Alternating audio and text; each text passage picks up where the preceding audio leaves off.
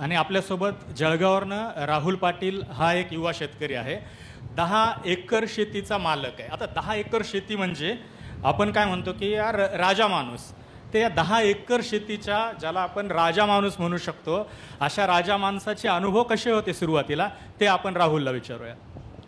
नमस्कार शेतकरी मित्रांनो, मी 10 वर्षापासून शेती करतोय. 10 एकर शेती माझ्याकडे होती. मी आता मागच्या वर्षापासून शेती करणं बंद करायचं होतं. निर्णय घेतला की शेती बंद करायची. का करायची? कारण आपल्याकडे 10 एकर शेती असताना आपण शेती कोणासाठी करतोय? फक्त मजुरांसाठी. कोणासाठी करतोय? मजुरांसाठी. मग रोज सकाळी उठायचं, मजुराच्या दारी उभं राहायचं, त्यांच्या विनवण्या करायच्या आणि मग ते जर शेतात आले तर आपण पीक काढायचं. मग असं कुठपर्यंत लोक म्हणतात शेतकरी हा राजा आहे, पण तो कसा राजा आहे? राजा नाहीच तो. जोपर्यंत आपण स्वतः SRT शेतीमध्ये जेव्हा आलो तेव्हा आपलं कळलं की आपण शेतकरी राजा केव्हा झालो?